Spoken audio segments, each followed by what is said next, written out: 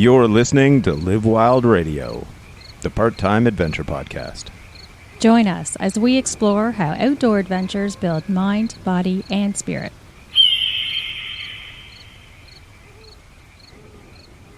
Before we get to the show today, we've got our first real partner sponsor, Great Lakes Girya. So Girya is the Russian word for kettlebell. They have kettlebells in stock, which I know is a big issue in a lot of places. Really high quality bells, the Russian hardstyle, that range from as little as 4 kilos up to 96 kilos. Really love the quality. Handles are great. The part that's great is we got you a 5% discount. So if you go to greatlakesgirya.com, if you're here in Canada or in the United States, it's us.greatlakesgirya.com. And use the promo code LiveWild at checkout. You'll get 5% off. And in addition to kettlebells, they have barbells. They have squat racks. They have dumbbells, maces, weighted clubs, chin-up bars, whole collection of gear. So don't forget, if you want to get in shape, don't count on the gyms. They keep having to close. So set your gym up at home now and save some money on it. Hello, hello. I'm Catharine. I'm Winston. And this is Live Wild Radio. And I'm pretty excited about tonight's episode. It's been a while for us, to sit down and record. But we're just going to share with you what's going on in our life. And that's a lot of working out. Yeah. I just finished the 10,000 Kettlebell Swing Challenge. That's true, you did. And it worked. And we're going to talk about today, some fitness training tips that really give you the whole what the fuck effect, reaction. And so I've been doing this I've been working out with Winston for about 5 years, like training. Yeah. And before that, I knew you when you had the bike shop and you were training me back then, cycling and saw the effects of that. Right. And that was the only time that I actually worked with a trainer. But this past year in particular, with COVID being locked down and having to come up with their own routines, which have been way more effective. In particular, I think there's lots to share here. So so today's episode is all about fitness. Game changers. Yes. Yeah. So that's going to be one of the things. And there'll probably be a few times I go off on my soapbox because what we run into, the fitness industry, right? And it is an industry, is so clickbaity, that when you actually get like information about actually what will work for you, it seems so simple that you don't believe it'll work. So it's then, true. Yeah. So just a few things before we get in, and I'll get off my soapbox for a minute.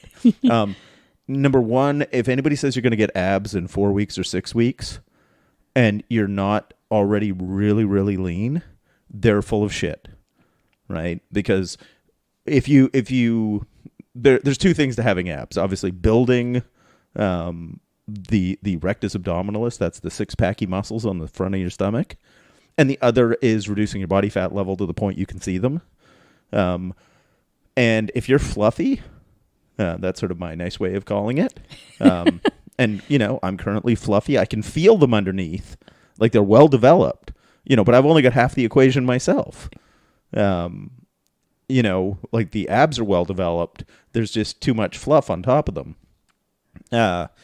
Then you're going to basically set yourself up for like a disappointment because it doesn't work like that. Yeah. You didn't, add body fat overnight. Yeah, we know that. Yeah. Well, but the thing is when we say we know that, I think the problem is people are too impatient. Well, there's that, but they're given an expectation that the impatience is worthwhile or is reasonable, right? But the fact is that when we'll talk about your results in the last month, they're pretty substantial. Yeah. And you still don't have abs, right? You're getting there. No, I'm getting there. I'm Right. seeing some lines that I've never seen before. Yeah. And not the folding, rolly lines.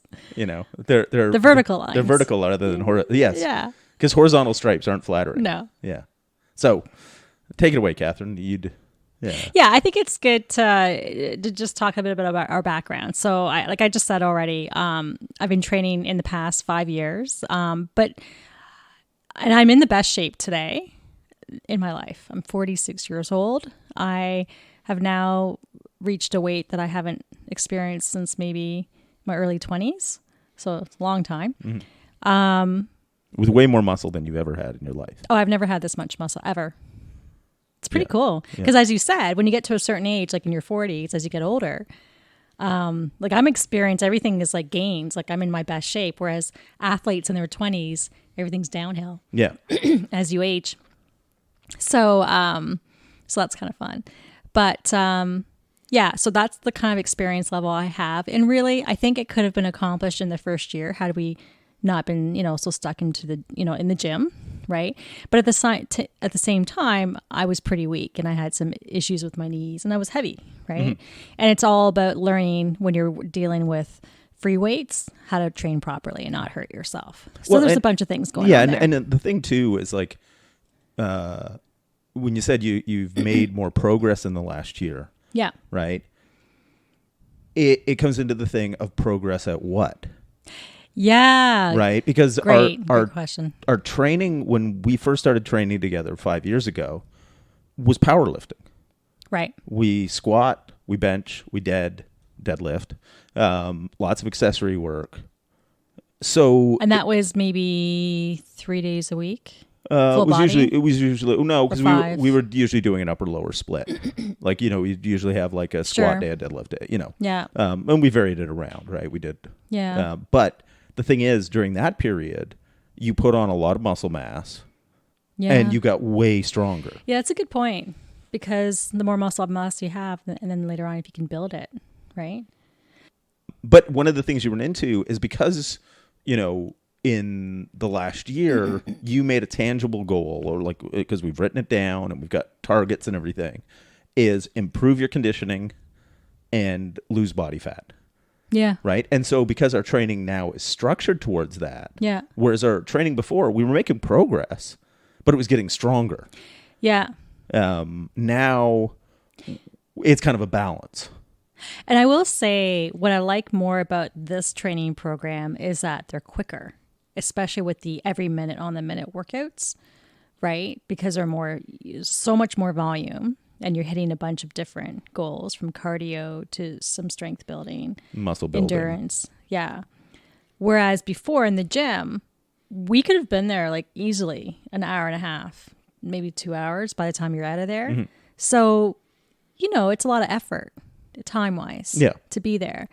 And I remember both of us saying how our backs were constantly sore. There's a lot more aches and pains, not just from muscle fatigue and soreness, but joints. Joints, right? Well, and that's one of the things I found. When I was younger, I could train with heavy barbells much more often.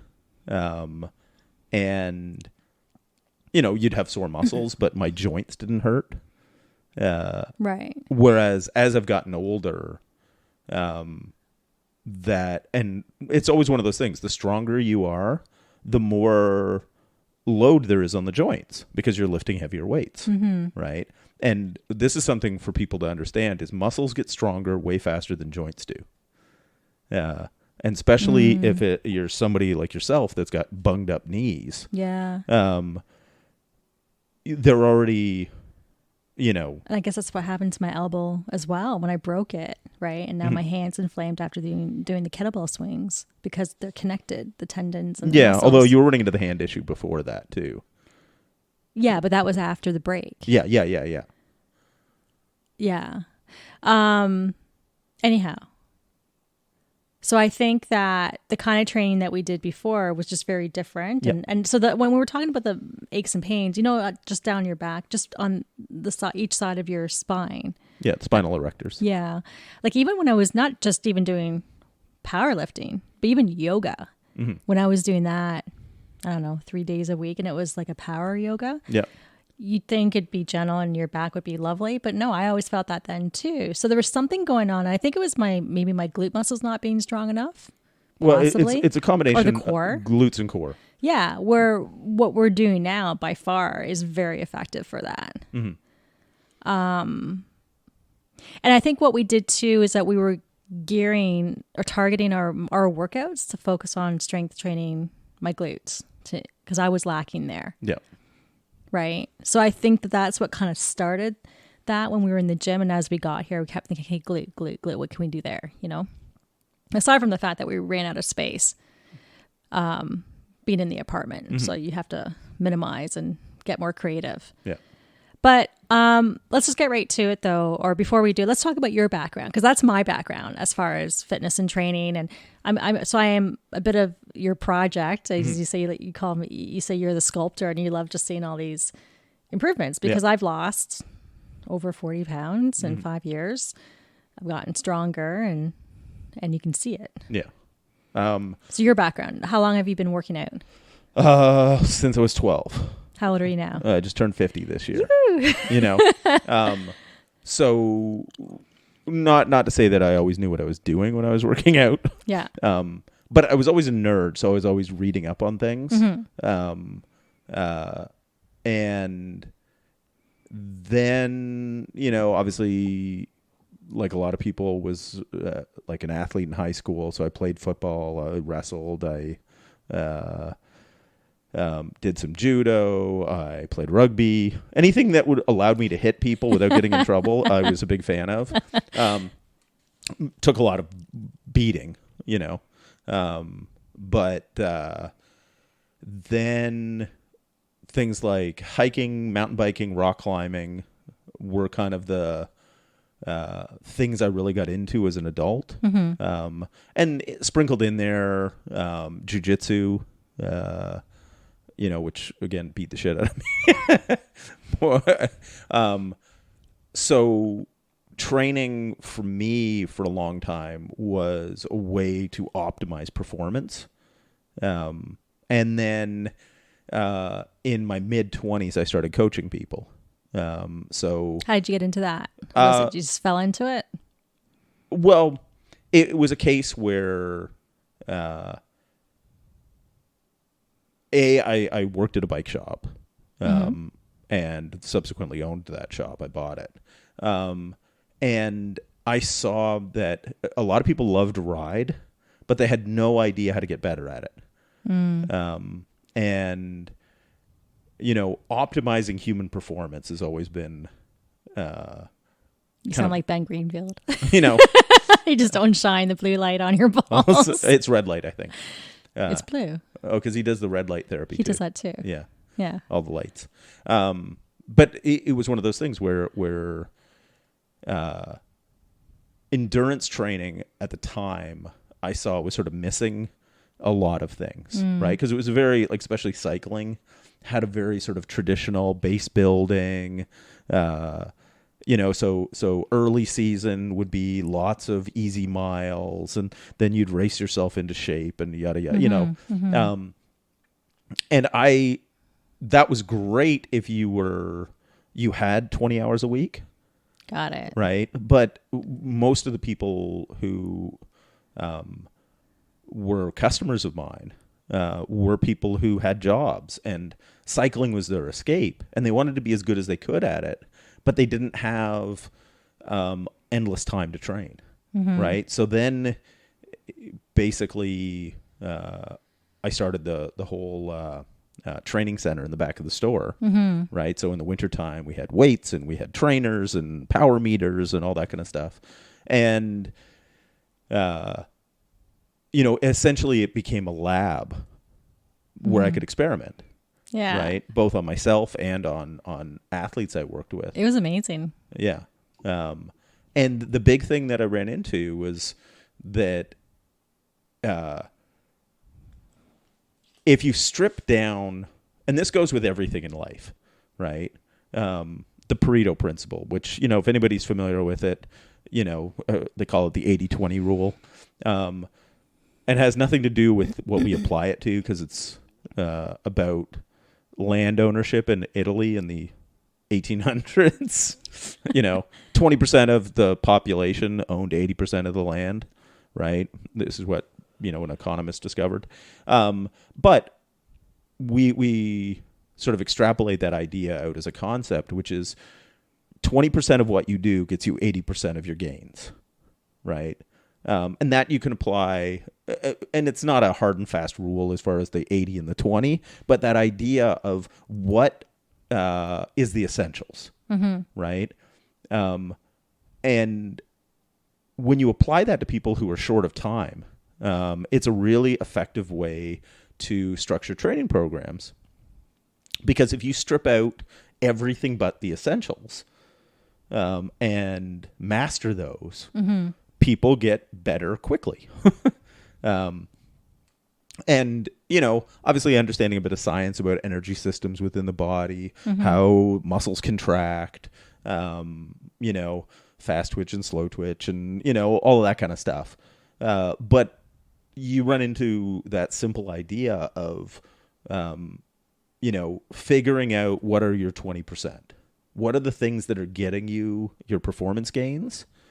And, by stripping your program down to that, you run into the thing. You got more time to spend with your family. You got more time to rest. Totally. And one of the nice bonuses we ran into was that we found people's performance went up too.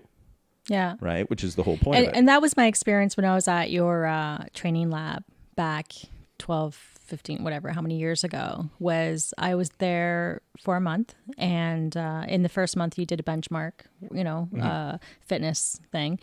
How many, you gave me 3 different things to do, and it took me 8 minutes, whatever. And I thought I was going to puke. A month later, I did it at half the time. So I knew what I was doing was working. Now, I remember being in your lab, maybe we're somewhere between 45 minutes up to an hour and a half as I got better. Cycling. And that was a combination of cycling and then I guess cross training at the end. But I loved how much it didn't feel like you kicked me in the gut each time or I went home in pain. I think I was there 3 days a week and I got quite an amazing amount of results. So for me, that kept me wanting to come back, and you were essentially training me, right? Yeah. So, so that's what we're talking about. So you start off. What's your favorite training effect, tip that really works, gives you fast gains? I think one of the biggest ones is escalating density. And we can do that. Explain, yeah. Yeah. So that basically it's doing more in the same amount of time. Right. And so you can do that in a systematic way, right? Which is what you're doing right now. Because Catharine, I've got a program to doing an every minute on the minute workout, which means we've got a beeper. It beeps every minute. It beeps. You do a set. Whatever time is left in that minute is your recovery. And the next time it beeps, you do another set. And where the escalating density comes in is first week you did 10 reps. Right. And then the next week you do 11 reps. Yeah. Right. So the time hasn't gotten any longer. You're just fitting more work in it. Yeah. Right. Another way to do it is auto-regulated. So we just put, 10 minutes on the clock and we'll pick kettlebell swings, for instance. Get as many sets of 10 as you can in that time period. Got it. Right. So let's say the first time you do it, you get 10 sets. Right. And then a week later, you get 11 sets. Right. The week after that, you get 11 sets and halfway through another one. Right. So as your fitness improves, then you're auto-regulating. So if you feel that you can do it, you get more. If you're having a bad day, you get a little less. Right. So it allows you to tailor it. Yeah. I feel like I've never done that. I feel like I'd rather do the first one where I just add a rep each week. So I'm in my 3rd week, which means I've added 2 more reps per exercise. And I noticed that yesterday, even doing face pulls, going from 17 to 15 and doing it in a way that's harder than how you would normally do it, really started to torch my back. Yeah. And so you've got me doing that for how many weeks? 5 or 7? This cycle is 5.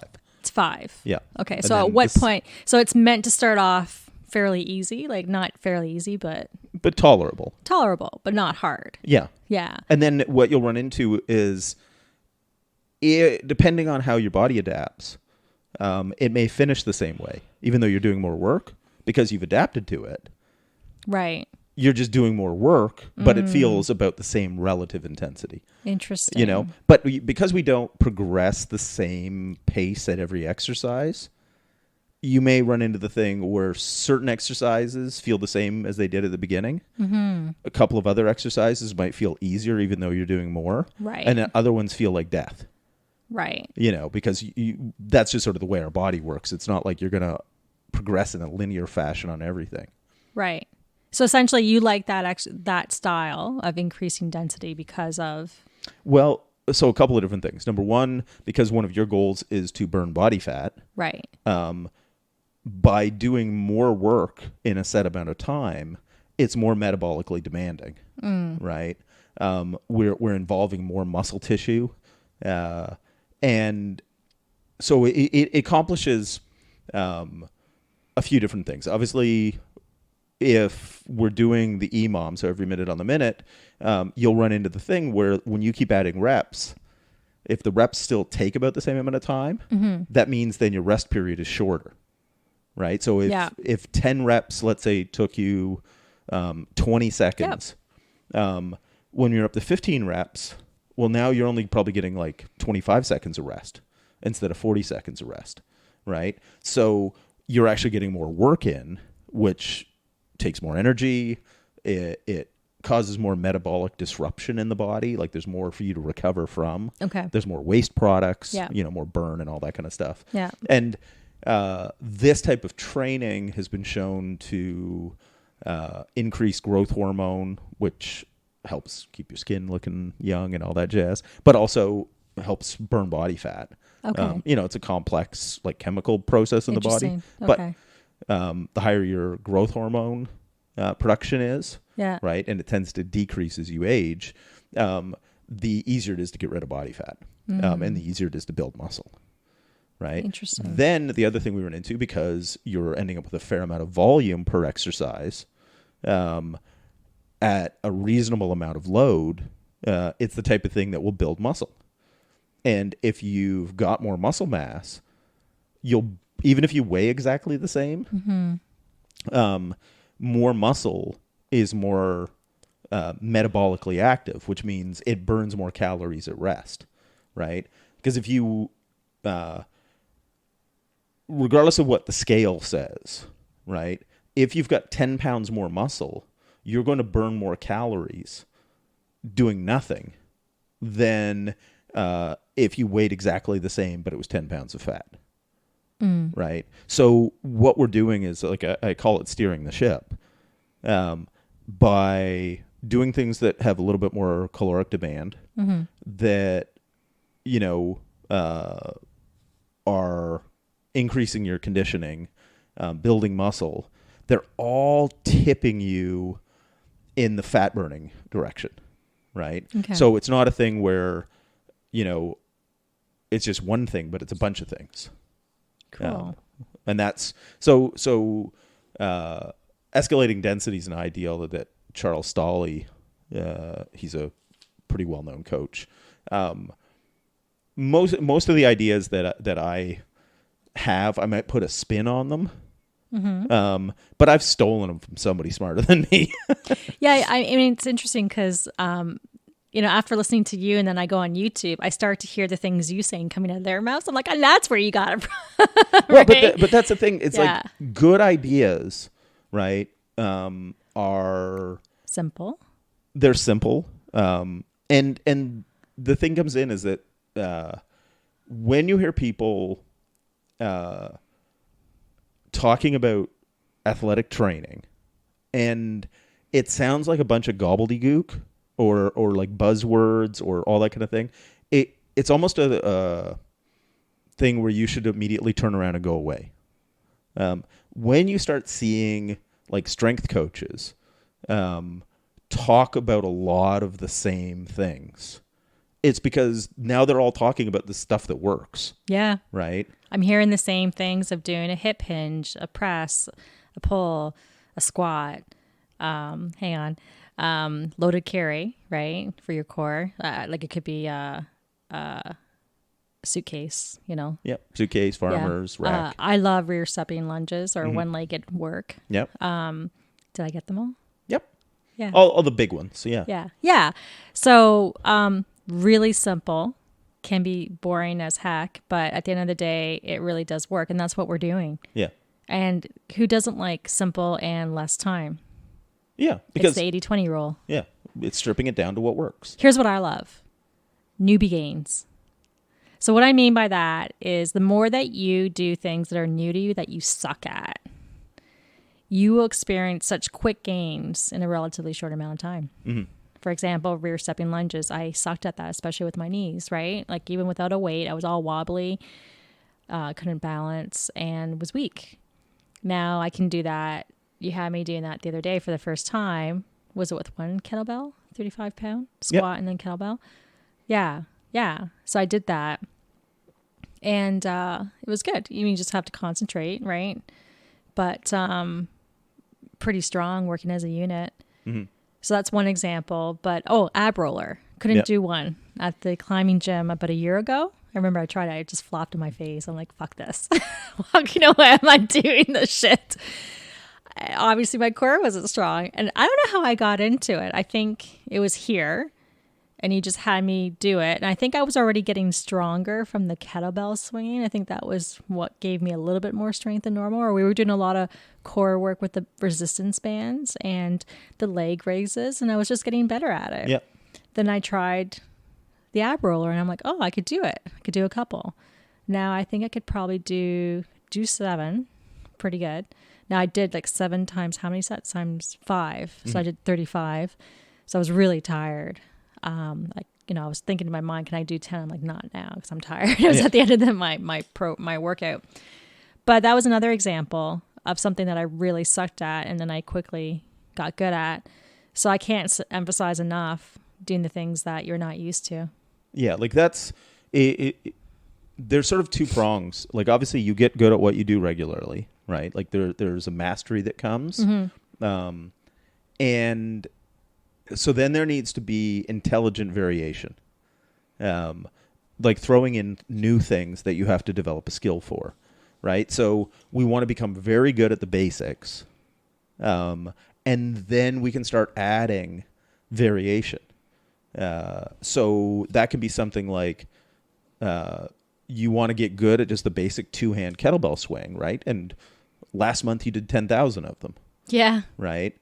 So then, right now we don't have you doing anything that has you gripping because we're trying to get your hand to give it some rest. But we might go into, when you're back with the kettlebells, one-handed swings, or learning how to do the snatch, right? So initially when you do it, it'll suck because you don't know how to do it, right? You haven't got the rhythm and everything down. Yeah. But it's a new thing that is still a hinging pattern. Yeah. Right? A hip hinge. But it has other elements to it, right? And one-handed swing, for instance, because you were unilateral, like that just means one-handed, the weight wants to twist your body. Right. Right. So now there's an anti-rotation element of the core firing that you don't get from the 2-handed swing. And then it might be things like banded swings. We've done those a couple of times. Because if you basically put one of the exercise bands through the handle of the kettlebell and you stand on the band, well, now you've turned it into a slingshot. So now you've got to, when you really got to snap with the hips to get it to elevate. But then the band slingshots it back down, so you actually have like a overspeed eccentric or negative, right? So it really is great for firing those fast twitch muscle fibers in the posterior chain, the hamstrings, butt, and lower back. So there's these variations, and anytime you do something new, you'll make those sort of quick gains. And it transfers to other exercises. I was really impressed with the Russian get up. What is it? The Turkish get up. First time I did that a couple years ago, that was really awkward. I couldn't do it. I'm like, screw this. I'm walking away. But honestly, I think what's really interesting is how I think a lot of the work we've been doing, well, you know what? I'm going to jump in and say another important piece that has really elevated everything else is supersetting. Because we weren't doing that so much at the gym. We were always waiting for each other. Yeah. And that's actually been one of the, I think, key secrets about working out at home is... We're both going at the same time. Yeah. And we're not stopping. Mm-hmm. Right? So there really isn't a break. Pretty much with every minute on the minute, you just keep going. Yeah. So I'm a big fan of that because it's faster. Yeah. You get more work done. Well, because if we do a 30-minute workout, we did 30 sets of exercise. It's pretty impressive. Whereas at the gym, it would take forever. We wouldn't even do that much. You know, because they're switching weights in between, and I'm spotting you, you're spotting me. And let's face it, anything over 5 reps was considered cardio. Now everything's way more than that, and cardio is, you know, the name of the game with our workouts. So I really like that. But to my point, I think supersetting, I think, has really elevated what I can do. Because I remember when I was doing squats with a 45-pound weight or kettlebell, I wasn't feeling the burn in my thighs. I was feeling the burn in my chest because my cardio sucked, you know? So once I got over that, then I found things like even with the thickest resistance band when I was doing good mornings, right? So you wrap it around your neck and you got it at your feet and you're essentially lowering down and you're doing a hip hinge against a band. Yeah. So now the first time I did that, I couldn't do it with that. With the thick band. With the thick one. I always had to go down to the medium one, right? After doing the 10,000 kettlebell swing challenge, I did it. I'm like, is this the hardest we have? Like, I thought I was missing out on something, right? I'm like, no, that's the hardest. I'm like, holy shit. So it was a nice what the fuck moment.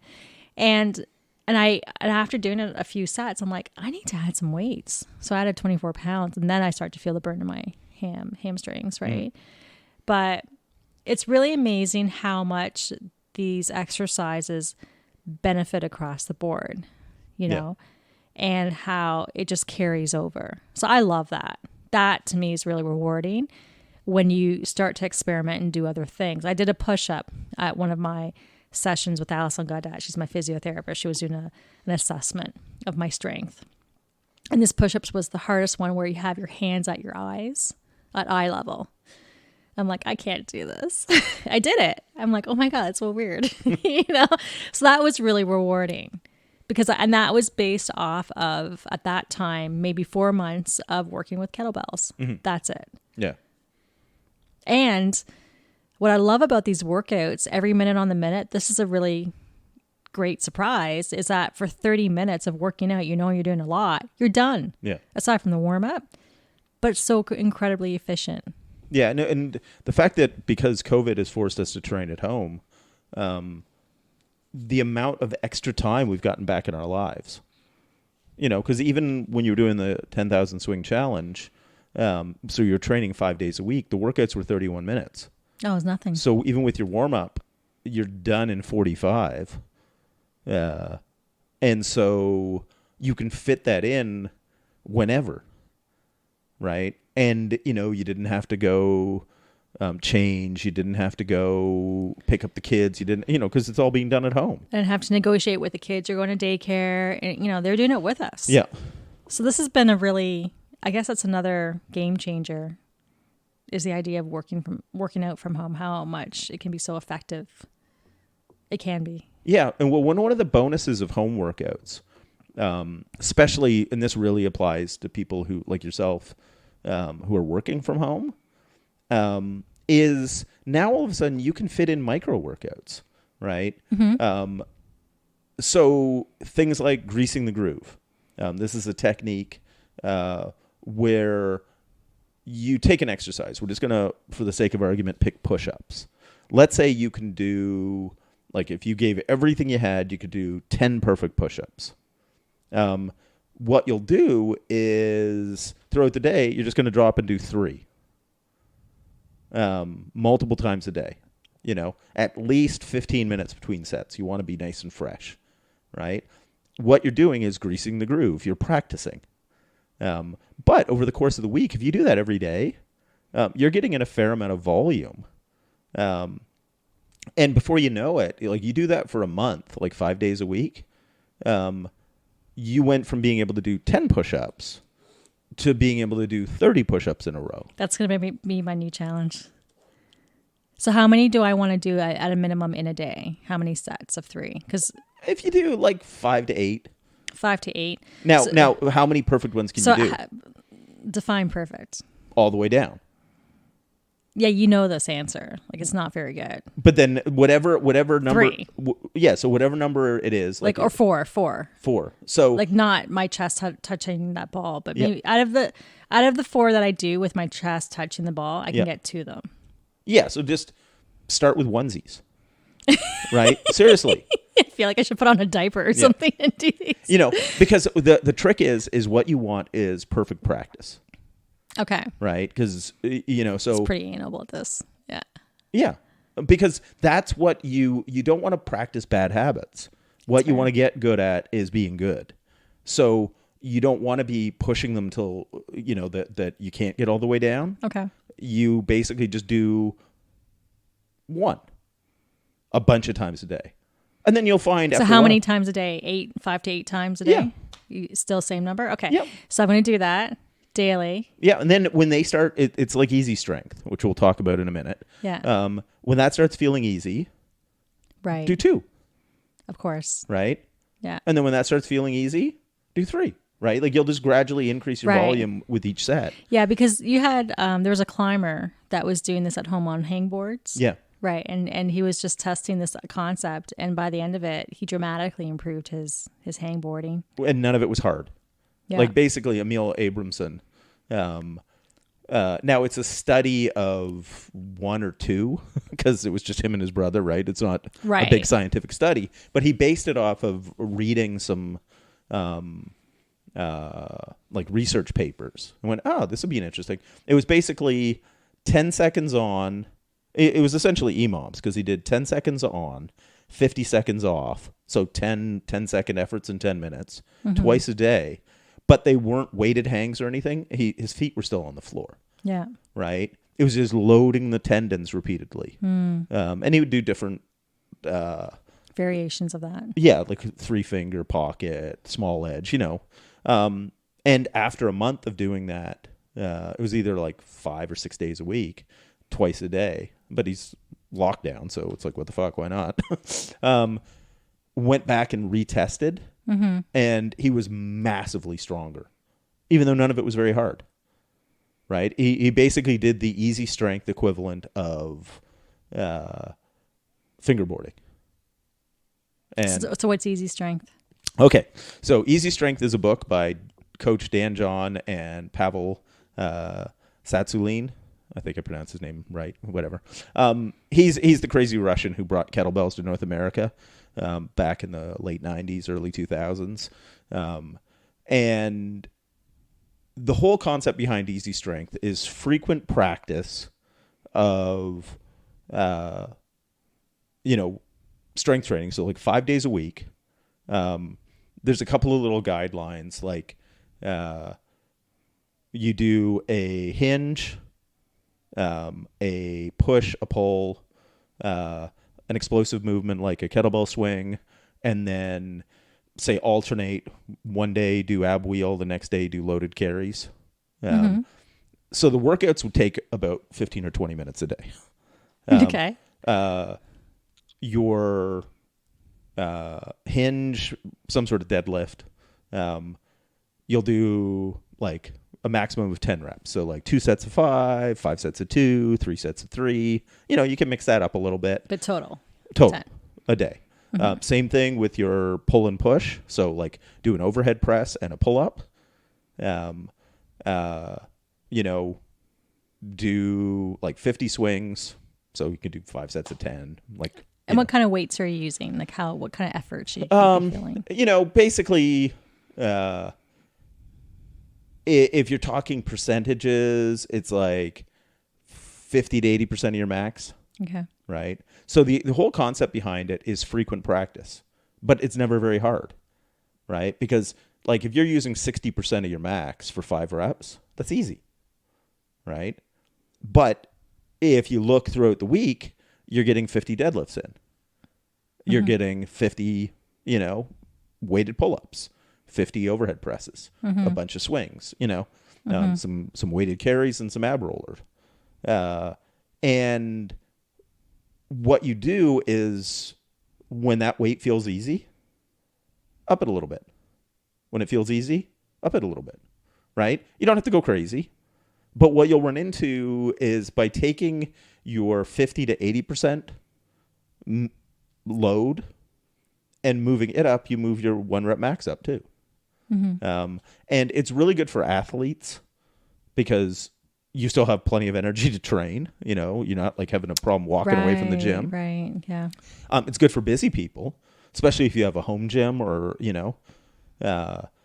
because all you need is, something to do a hinge with, right? So if you've got a barbell and some plates, a few kettlebells, boom, you've, a pull-up bar.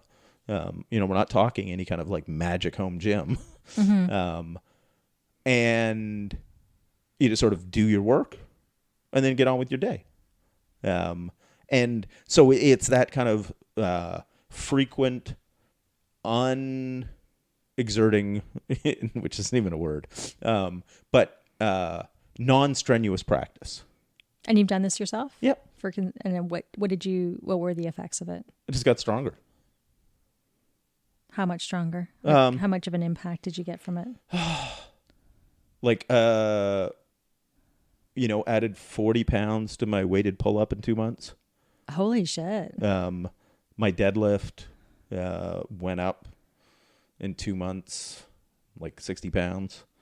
That's amazing. Yeah. Did you do that that wasn't with me though? No. That was years ago. Okay. Yeah. I did it at the shop. Got it. And I've actually done it a bunch of times over the years. Yeah. Maybe 3. It's one of those things. It actually works so well that you think, I can do something. Then this is one of the things that Dan talks about regularly is people do it and it works so well that they go, I can do something crazy now. So rather than just stick with what works, they want to challenge themselves. Yeah. They want to feel the burn. Yeah. They want to feel, now that they've got this newfound strength, they want to like push, see what their body's made of. Yeah. They want to show off. Yeah. And so it is. It's a fascinating kind of approach, which is, frequent submaximal work. Doesn't take a lot of time. But it's every day. Yeah. Or 5 days a week. Yeah. Go ahead. So between that and the 10,000 kettlebell swing challenge, which is more effective? Well, what's the goal? If the goal is to get stronger, then easy strength. Really? If the goal is to change body composition and get in better shape, then the 10,000 swing challenge. Right?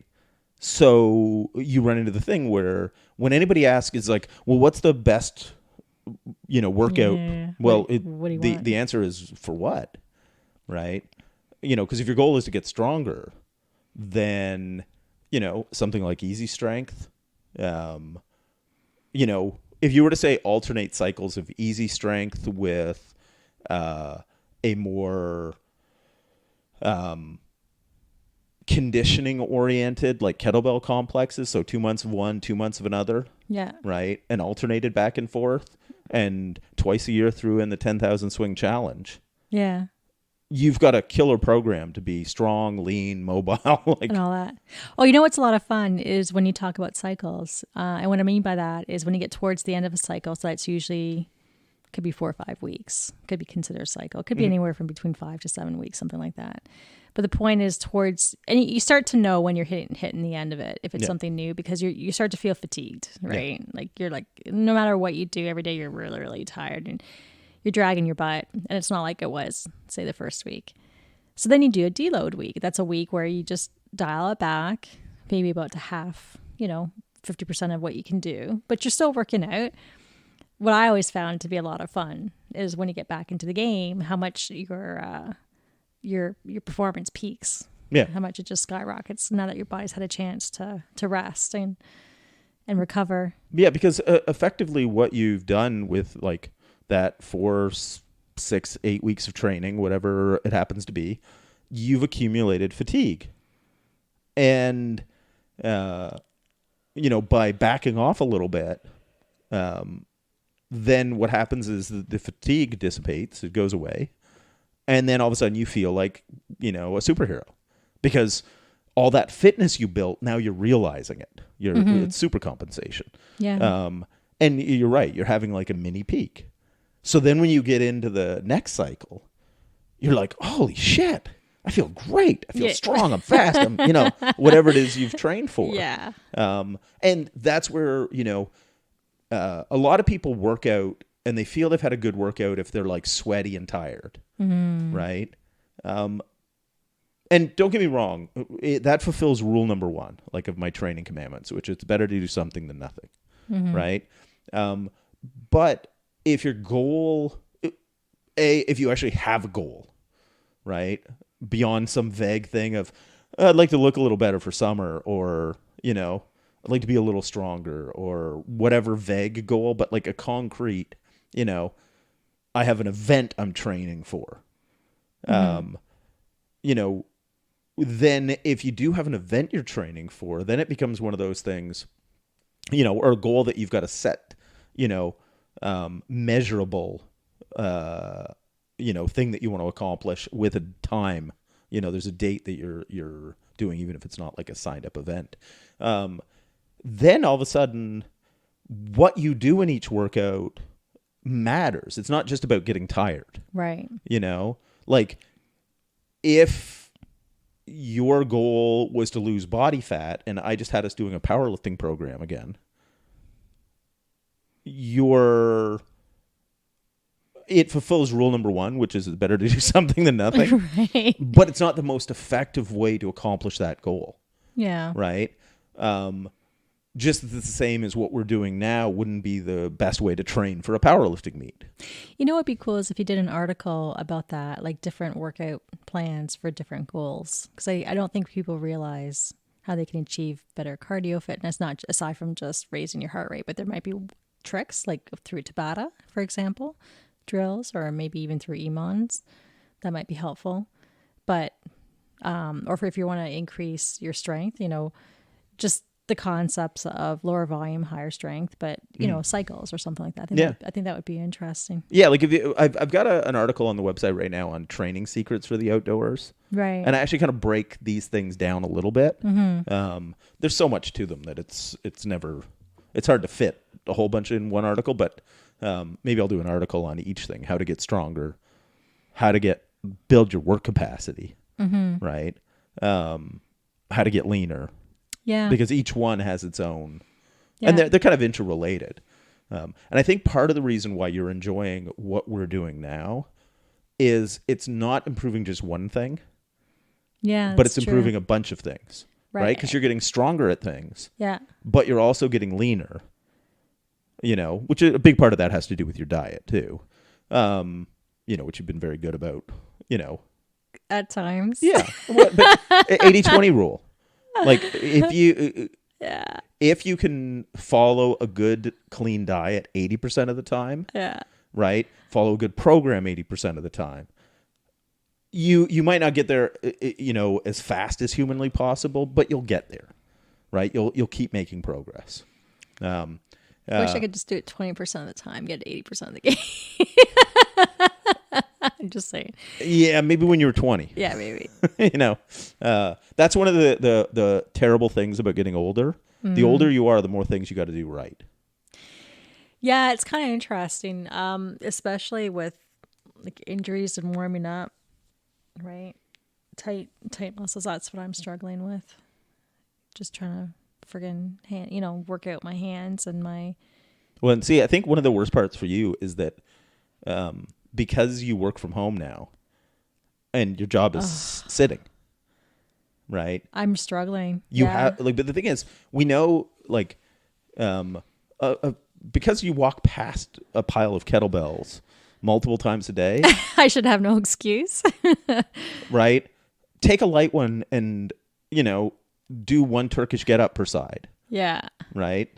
Like that will get hip mobility, leg But mobility. it's almost having like the path or the official plan stated that you're doing grease the groove. You know what I mean? Like I'm serious. Yeah, see, that's where I think maybe that's what I'll do is I'll actually write you out. I'll just add to your plan, right? Like, oh, I've already decided I'm doing this for a month. That's my next experiment. But like the things like body maintenance. I sort of take it from the standpoint that you know what you should be doing. Yeah, no. So you're an adult, you should do it. Yeah, that's discipline. Yeah. That's why I have you come over to work out with me. Yeah. Because I don't have the discipline. And I just show up. Yeah. I literally just show up. And sometimes you're like grunting and you're like, isn't this great? I'm just like so tired. I'm like, yeah, whatever. Like, just shut up. I'm just doing it. And you're like, how come you're not so happy or energetic? And I'm like, I'm doing the work. Yeah. Whereas like I'm just enjoying my work. Well, it's not even with a lot of them. It's not even pain, right? It's just like I'm just enjoying the movement. Yeah. Right. Because like what I'm doing right now isn't that painful. Yeah. Yeah. Like the only thing I get any burn from is push-ups. Yeah. Yeah. Now that's not entirely true because on my front squat day, where I've got 10 sets of front squats with double kettlebells, that eats a bag of dicks, and I do that twice a week. Yeah. Yeah, but going back to goals, I mean, I think that is so important. I mean, I wouldn't do, kettlebell I wouldn't do. How many was I doing in a week? 2,500 kettlebell swings in a week. Yeah.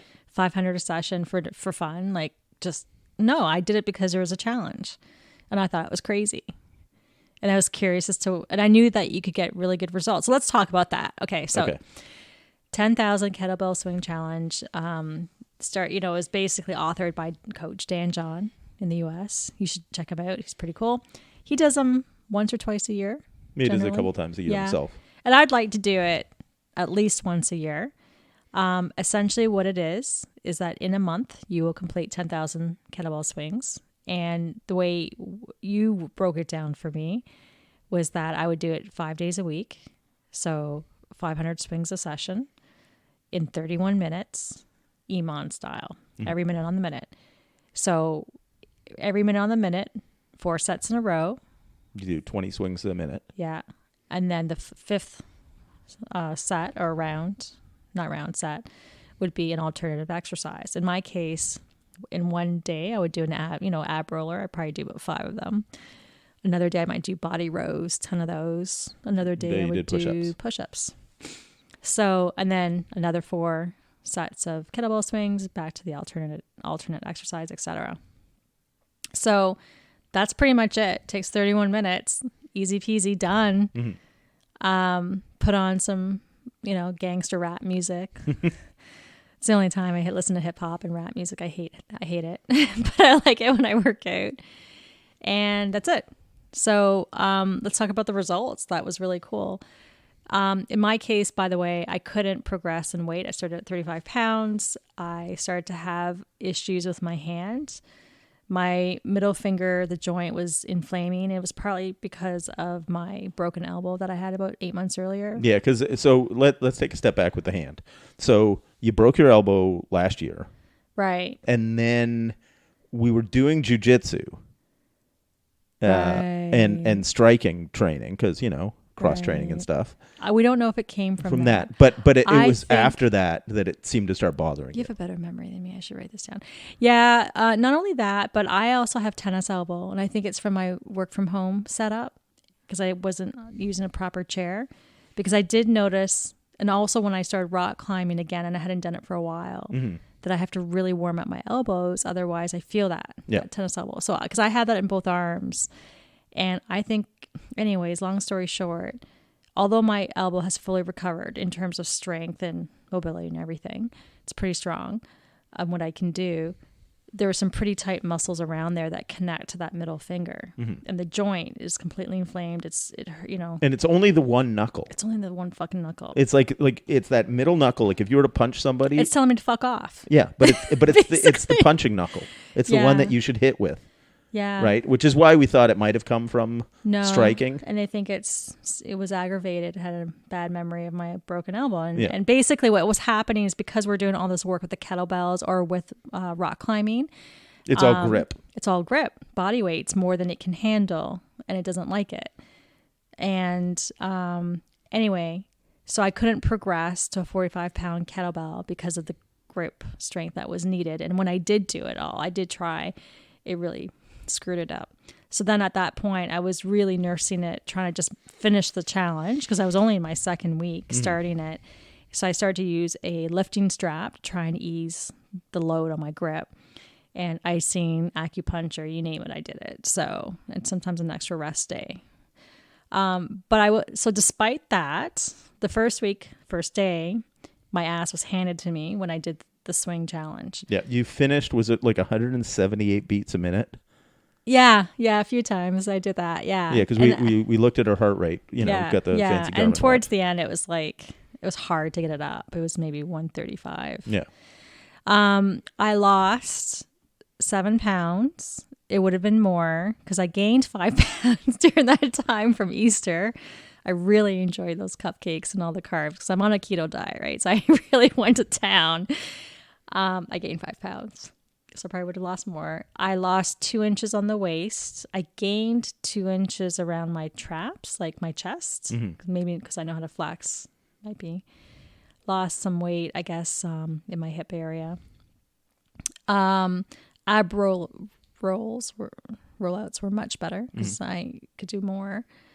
What else? I mean, I think that was, and the fitness, the whole posterior fitness. So I talked about how when I do banded good mornings afterwards with the hardest resistance band, I could do it now, you know, and it'd be so easy.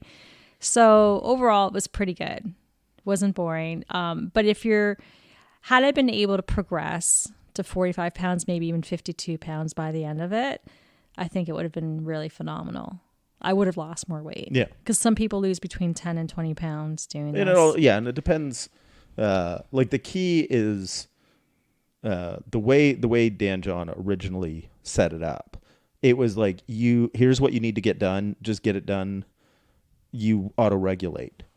And so the way you do it is you do like a set of 10 swings, a set of 15 swings, a set of 25 swings, and then a set of 50. That's 100 reps. And then in between each, you do an alternate exercise. And you just pace yourself however much you need to. Right. So the first time I ever did it was like about 45 minutes the first time. And I was down to just under half an hour by the end of the month. Well, the way that I structured it for Catharine, it's just an EMOM, right? Because if you take out the, am I ready to go, not ready to go? Yeah. It's just go when the beep goes. Yeah. You don't have the brutal set, like you're not doing the sets of 50, which are brutal on the hands. Oh, yeah. Right. And the forearms, everything. But you run into the thing where it's just super timely. Yeah. But because you don't have that density increase that happens of doing the same amount of work in less time, I'd programmed it in. So the first week was just 35 pounds. And bear in mind that Catharine had regularly been using the 45-pound kettlebell or the 20 kilo. I had just progressed up to 52 pounds for goblet squats. And swings. So it's one of those things where the 16 kilo, which is what you used, that was pretty easy for you, but you'd never done this amount of volume. Yeah, because after doing like 20 swings, I felt it in my grip. Like it was hard to hold on, even though it was only 35 pounds. Yeah. But I'd programmed in, so then, week 2, every fourth set you'd use the 45 pounds. Which I did. Yeah. I started, and then my hand. And then week 3, every second set you'd use the 45, so 2 with 35, 2 with 45. Right. And then the last week, would have been 1 set with 35, 1 set with 45, 1 set with 35, 1 set with 52. Yeah. Right. So there was a little progression built in there. Yeah. And so it's one of those things like you ran into by the end, it was easy. It was easy. Yeah, you know, because it was nothing. your body adapted to it. Yeah, my body adapted even the first week. Mm-hmm. That's why we progressed me to 45 pounds, Yeah. right? And the hardest part was when my hands started to screw around with me. We're like, okay, what are we gonna do? So we decided that I would alternate, do a swing, and then do goblet squats. Mm-hmm. Which goblet squats, by the way, are harder than swings. Like when you're in terms of cardio fitness, like because your core's engaged the entire time, so you can't breathe. I felt like, okay, this is at least fair.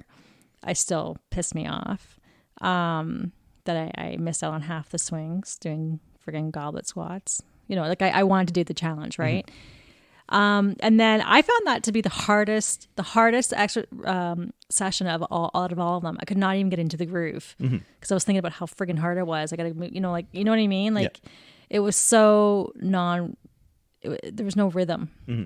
There was no zone or flow state. I hated it. So from a mental perspective, I hated it. Where you complained about being bored.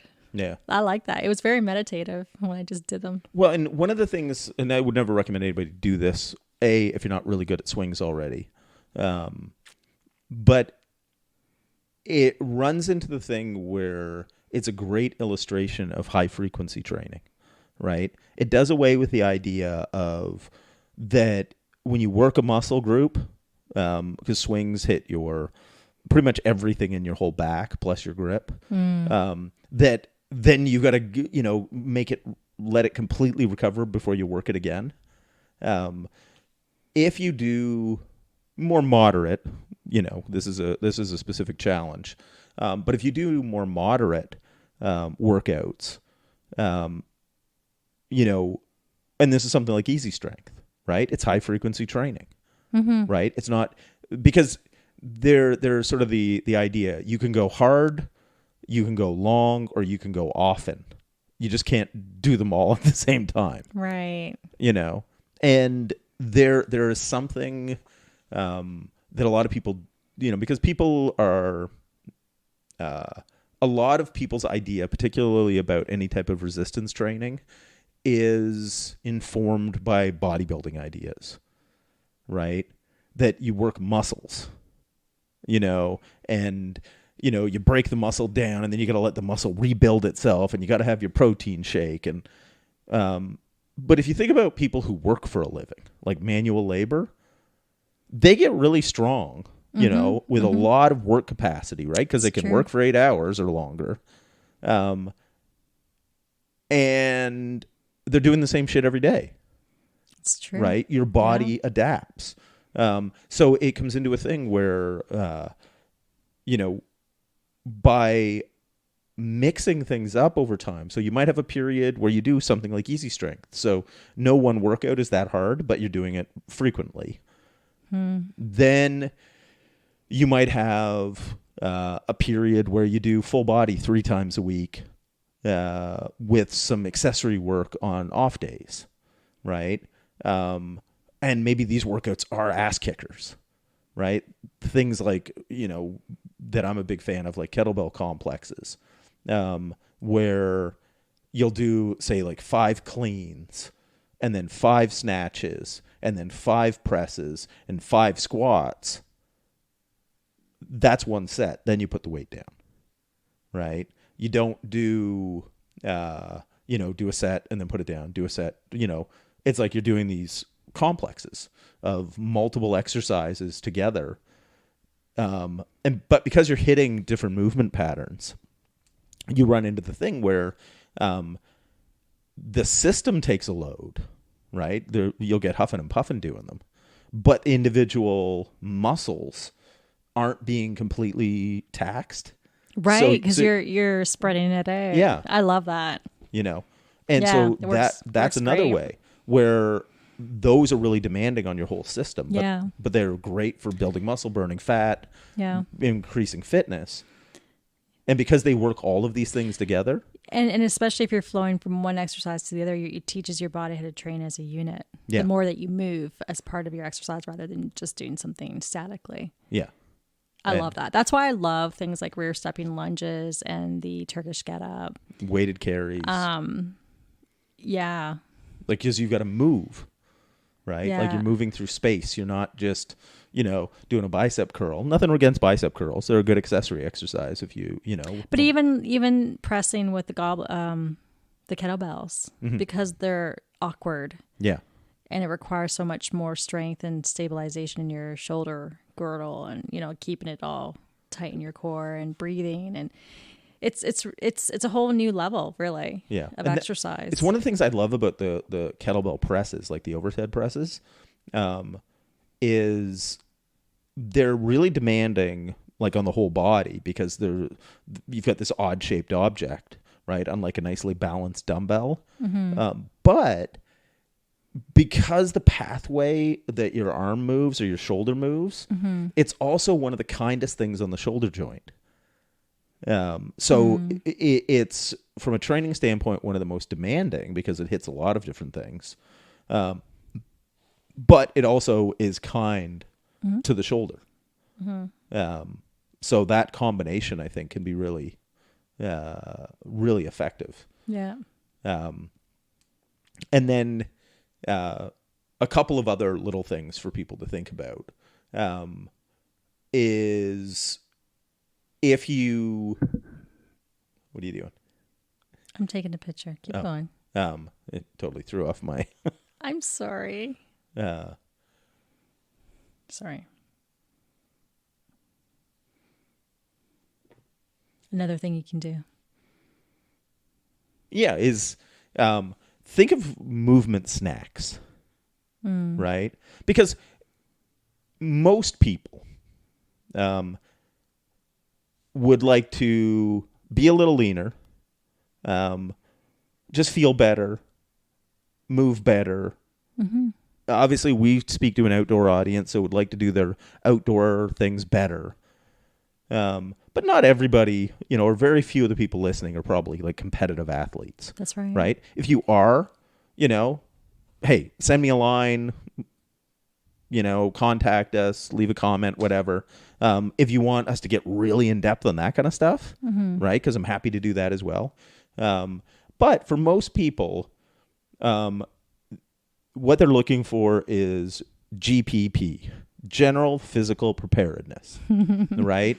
It's being pretty strong, pretty mobile. It feels great. Pretty lean, Yeah. And that's where stopping thinking about,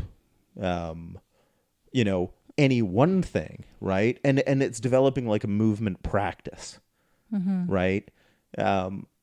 So we'll do, some mobility and original strength. You should get the book Original Strength, or Pressing Reset. There's a few, Tim Anderson. They just get you moving better, right? Things like rolling, crawling. What babies do. Yeah. And I keep thinking we should do like a little promo with Unidiaper. Yeah, that's what you want to see. But that idea of the developmental cycle that babies went through to get strong enough to be able to stand up and walk. And because there's both the physical element and then the neurological element, learning how to move their body. So original strength has you doing a lot of those same things, crawling, rocking, rolling. I find it makes me just feel good. It does. There's some things that I don't do enough of, which is stretching my forearms, right? So when you're obviously in the crawling mode and you're swinging back and forth, right? To your, bring your butt down to your knees and back and forth, rocking back and forth. It's really good for my arms, my hands. Yep. Especially opens up your hips. Yeah. And then even just looking up, down, side for your neck. We don't do enough neck rotations. But you brought up a good point too about connecting the neurological system, right? Like I'm having this trouble right now where I can't bend my toe. Yeah. And Allison, my physiotherapist, was showing me that, okay, put it in the position manually and now push against it. And after doing that a couple of times, it actually did move. I'm like, look at that, and we were pretty excited about it. But it was just getting that connection getting it to reconnect. It really is something. And it was almost like, same thing. A lot of women have weak glutes, right? And you often get your massage therapist to do that test where they try and get you to, lift your leg up, your thigh, bring your knee to your chest, and they'll try and push it in the opposite direction. And if they can push it out of the way, your glutes aren't activating. But then they do a couple things to get you to activate your glutes, and then it's working. And I always thought it was like a stupid circus trick, like you're bullshitting me. You're not pushing as hard. But but it's true. It's working, right? So there is a difference. So I find that is really interesting. So if people can wrap their heads around the fact that probably there's a few muscles in your body that aren't activating because you don't use them. Well, and here's the thing you run into. If you sit a lot at your job, you sit driving to work, before COVID, so you didn't have to sit at home. But, if you sit a lot, your leg and your upper body are at 90 degrees. So, and when a muscle is shortened, it tends to tighten. Yeah. So your hip flexors, which lift your leg up, they shorten. And then your glutes turn off because you're just sitting on them, just kind of like resting on your elbow. You know how your hand falls asleep? Yeah. Your ass falls asleep. So, and then we tend to be inward rotated on the shoulders, right? On keyboards and phones and all that kind of thing. So by doing things that open up the chest and shoulders, right? Like lifting the head and rocking and those types of things, lot of strengthening movements like face pulls, body rows, even just hanging from a pull-up bar really opens up the shoulders and upper thorax. Then a lot of glute activation will get the hip flexors to relax, right? Lunges, glute bridges, banded walks, get the band around your upper thigh just above your knee. Yeah, that's amazing. I did a lot of the lying down on my side clamshells. That activates my glutes. That plus with the band around my thighs, doing the glute raises, right? Glute bridges. I remember when I did that for about 2 weeks, that significantly improved my deadlifting. Because I remember when I was doing the deadlifts, my lower back would always be incredibly tight and sore in the middle of it, Yeah, because it's doing too much work. It is. And then that strengthened it enough to get rid of that. Yeah. I was amazed. But that's the thing. It's like those, if you obviously you've got some calf issues and the hand issue, right? So there are localized issues that people run into.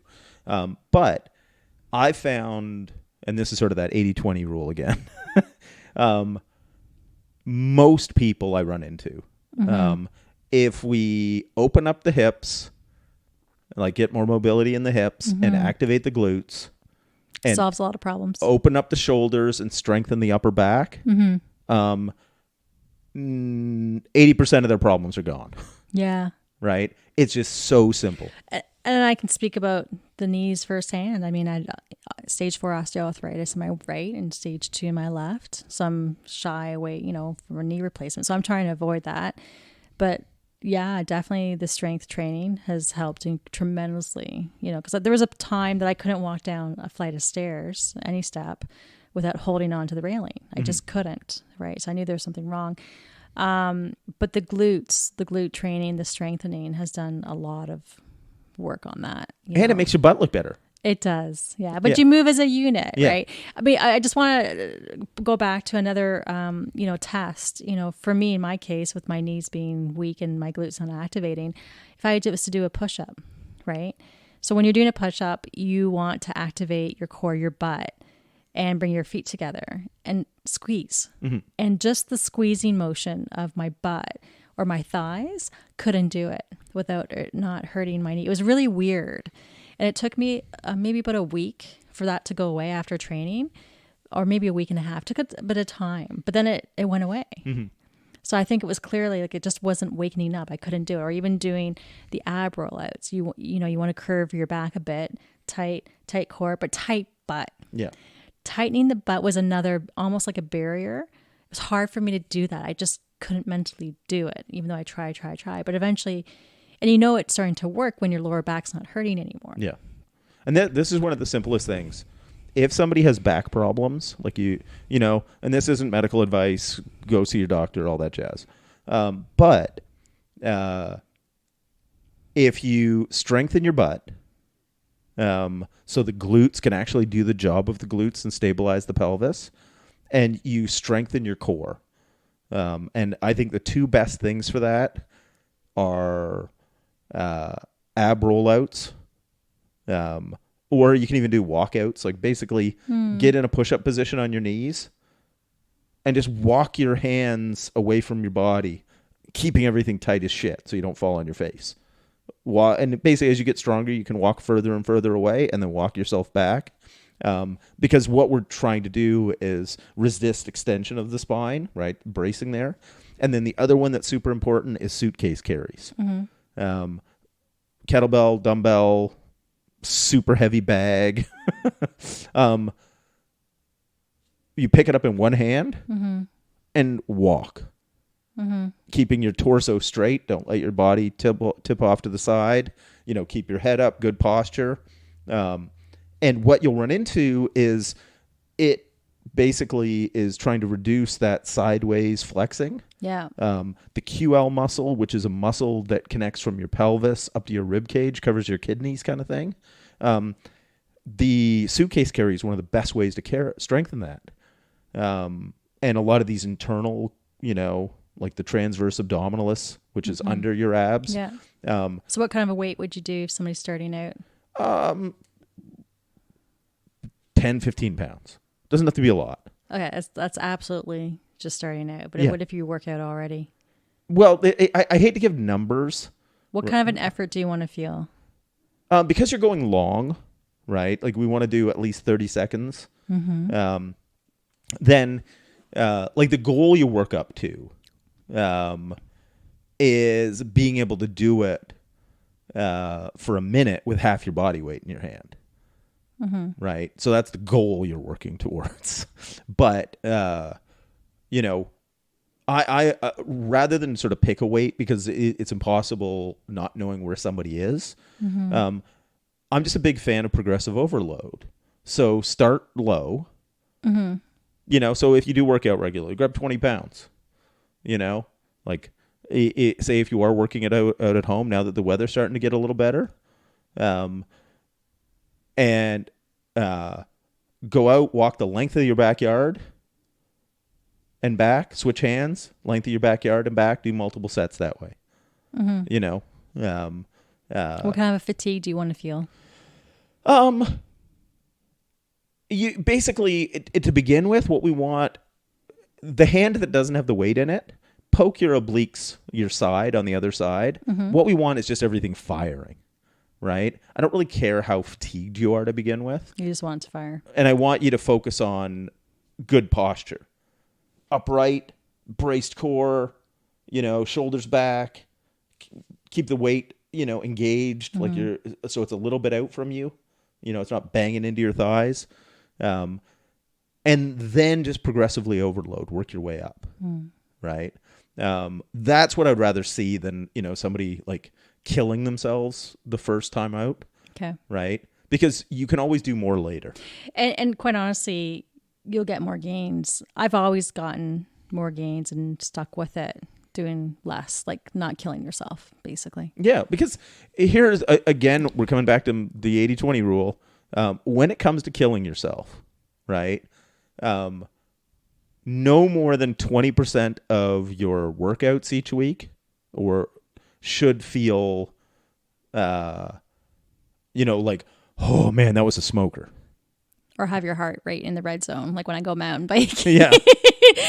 So when we go mountain biking and we're having so much fun, we go for like an hour and a half, almost 2 hours, and my heart rate's in the red zone. So I'm usually around like average 150 heart rate for the whole time, which you look at me and say, and you're going to work out, or you're like, just don't do that more than once a week, basically. So that's what you're talking about. Yeah. Like basically, so it's one of those things where most of your, and this is why some people don't like the idea or the phrase workout, right?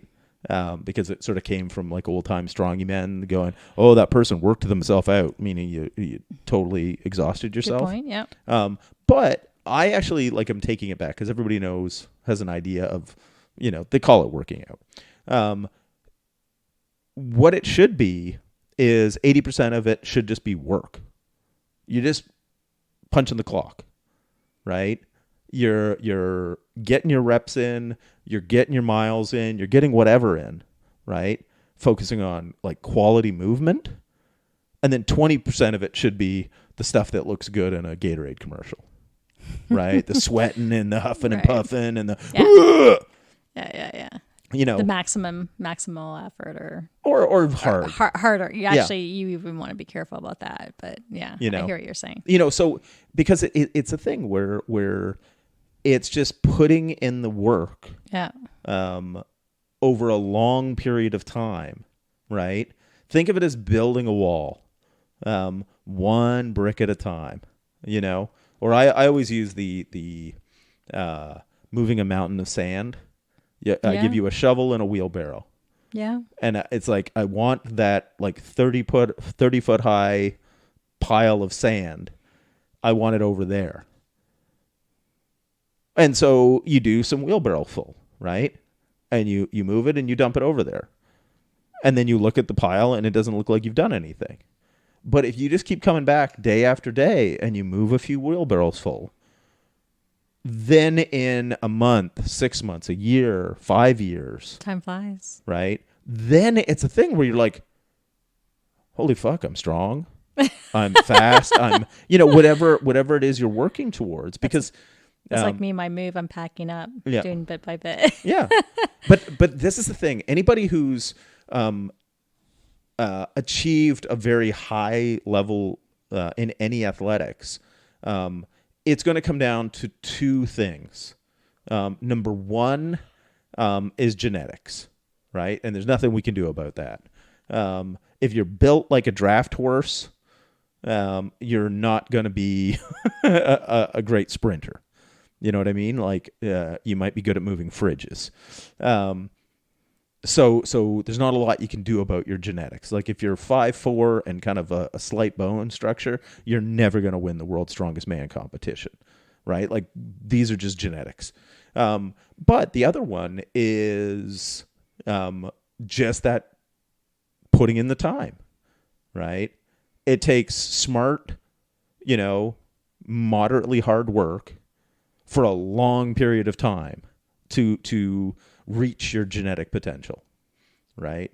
And the thing is, most people just never put the time in. They, it's you need to learn to love the process, because on a daily basis, weekly basis, there isn't this massive change. Well, I think that's why we wanted to do this episode, is that these tips that we talked about today were some pretty strong payback or returns in a short amount of time, for many different reasons. And so, that's what keeps you motivated. And that's what keeps me really intrigued and wanting to deep dive on YouTube and learn more about the philosophy and what so-and-so doing. And, because again, I'm all about the newbie gains and trying something new that you suck at. Because now that I know, you'll get good at it quickly. Yeah.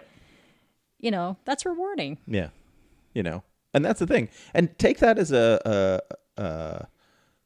approach to life. A lot of people don't try things because they're afraid they're not going to be good at them. Right? Well, everybody sucks at stuff. Yeah, but that's one of the things I've never understood. Why would anybody expect to be good at something you've never done before? They're just conditioned to right? fear rejection or incompetence. Yeah. If you go into it with the idea of course I suck. I don't know anything.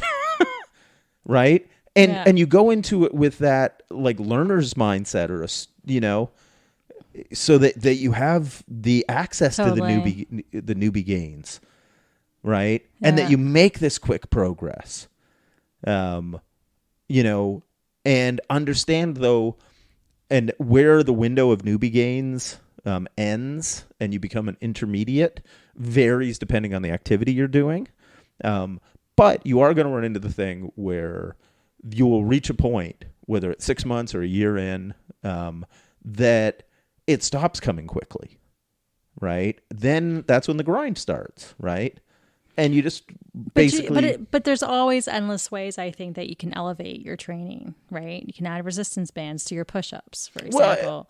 Or you can, do things quicker or add, more don't get me wrong. I agree. That there's ways that you can add variety and variation in there. But take, say, something like, just a basic movement, right? Like a deadlift. When you're a beginner, every time you go in, you can add weight. Yeah. Right? And then, when you become an intermediate, it's like you can add weight every month.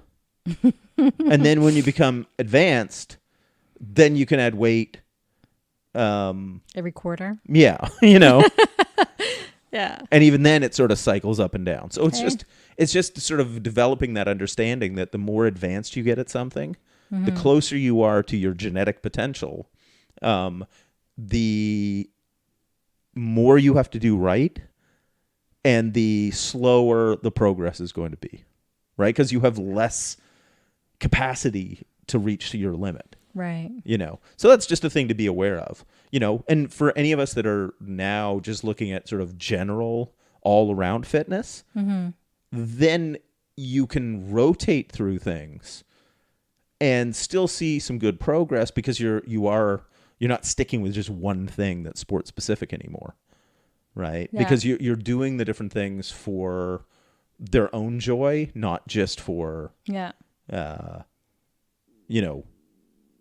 trying to accomplish one specific task. Yeah.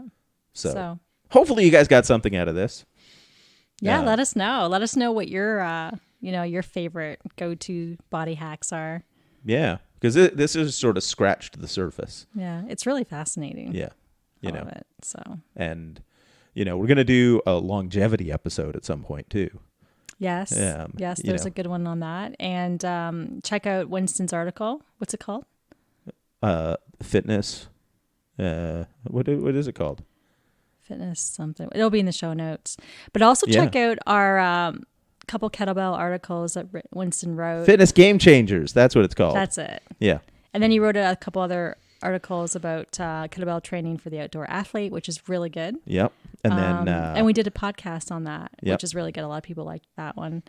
We're big fans of kettlebells. Yes. And they're our sponsor, by the way. Yeah. Check them out. Yep. Not only for kettlebells, but for other stuff too. Yeah, because Catharine just bought a club for her son. I did. A mace, sorry. What was it, 5 pound, 7 pound mace? Yeah. What's funny, because I already have a 15-pound mace. Yeah. Right? And we just got like a quarter of his weight. Yeah. It was too heavy for Hudson to pick up. So we thought, let's get a little mace for him. What's funny, though, because we got it from Great Lakes Gear, that's who we get our kettlebells from as well. If you use code LIVEWILD for a 5% discount. I feel like such a real podcaster having promo codes. But it was funny because you got that for him. Right. And when you compare it to my mace, the handle is like 50% thicker. So the ball on the thicker? Yeah, it's like a thicker diameter. Oh, I didn't realize that. Yeah, that's what I was joking about.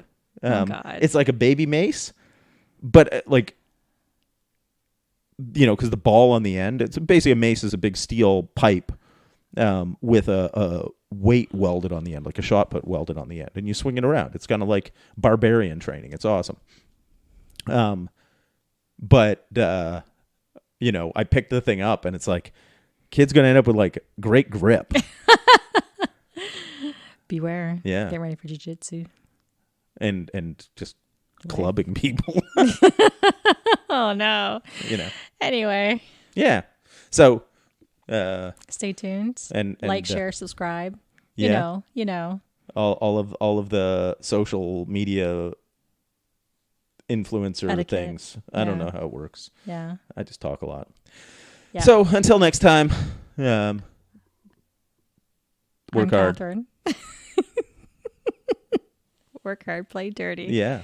Bye-bye. See ya.